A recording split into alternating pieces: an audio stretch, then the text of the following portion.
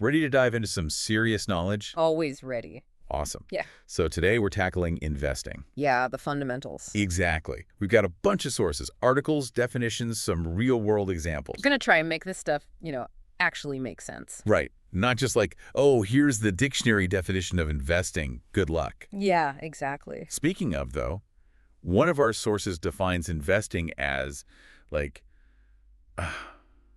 committing money or capital to something, hoping to get more money back. Uh-huh. Yeah, that's pretty much it. But how do we actually think about that, though? Like, what's the real point? So the main thing to remember is investing. It's about staying ahead of inflation, that sneaky thing that makes your money worth less over time. Yeah, it's like a thief in the night stealing your buying power. Exactly. So investing helps you kind of like outrun that thief. Makes sense. Yeah. But then there's this whole thing about risk and return. Oh, absolutely. Like, how much risk are you willing to take for the potential of, bigger rewards? It's a balancing act. Like, imagine a seesaw. The higher you want to go, the more that seesaw is going to tip back and forth. Whoa, okay, I can see that. Lower risk, smoother ride, but you don't get as high. Higher risk, you might soar, or you might take a tumble. So it's really about finding the right ride for you, essentially. Yeah, exactly. And figuring out what you're comfortable with, what your goals are. Right, because, speaking of options, our sources mention stocks, bonds. ETFs, mutual funds. It's a whole financial zoo out there. Uh-huh. It can feel that way, right? It totally does. Yeah. So let's break it down. Stocks, those are like owning a tiny piece of a company. Yep. You're essentially a part owner, sharing in the success or struggles of that business. Okay, so like if I buy stock in my favorite coffee shop. You're basically betting on their latte staying popular. Exactly. And bonds, those always sounded super serious to me. It's like lending money, but instead of to your friend, it's to a company or the government. Oh, so I'm like the bank then. Exactly. And you get paid back with interest, hopefully a bit more than your savings account is giving you. All right, bonds suddenly sound way more interesting. And then there are these mysterious ETFs and mutual funds. Right, those can feel a bit intimidating, but think of them as pre-made investment packages. So someone else does the work of picking the stocks and bonds. Precisely. It's like a chef creating a delicious meal, but instead of food, it's investments. Makes sense. And that ties into diversification, right?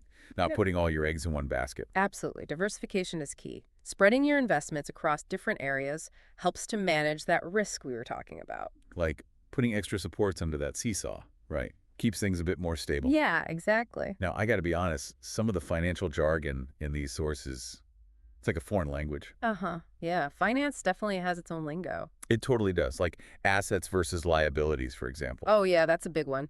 Assets are things that put money in your pocket. Think your house, your investments. Liabilities are things that take money out, like loans and credit card debt. Right. So you could have a fancy car, but if you're still making payments. You're not actually, like, rich. Right, exactly. True wealth is about what you own, not just what you possess. Okay, that's a really good distinction. And speaking of owning things, one thing we definitely own is our ability to set financial goals. Absolutely. This is where you get to be the architect of your financial future. Right. And it's not just about, having enough for rent and groceries. This is about your dreams, early retirement, travel, that vintage comic book collection you've always wanted. Love it. But how do we turn those dreams into, actual plans? One of our sources mentions the SMART goals framework: specific, measurable, achievable, relevant, and time-bound. Oh, right. SMART goals. I've heard of that. So instead of saying, I want to travel the world, a SMART goal would be something like, save $10,000 for a 6-month backpacking trip through Southeast Asia, starting in 3 years. So you've got a specific amount, a time frame, and it's actually achievable. And it's relevant to what you actually want. Right. It's like turning a vague wish into, like, a treasure map with clear landmarks. Exactly. And the best part is, this map can evolve with you. Your goals and priorities might change, and that's okay. So it's not about setting things in stone, but more about having a direction, a plan you can adjust along the way. Exactly. So we've covered a lot today. We've talked about what investing is, the different types of investments, managing risk. And setting financial goals that actually get you excited. Yeah. We've gone from feeling lost in the financial wilderness to having a compass and a map.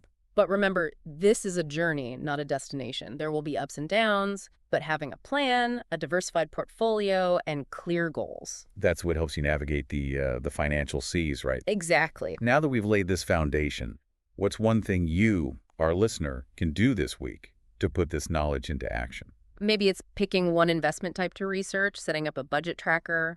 Even just having a conversation with a financial advisor, if you have access to one. Every step counts. Absolutely. And remember, even small actions done consistently can lead to big results down the line. Thanks for joining us on this deep dive. See you next time. See ya.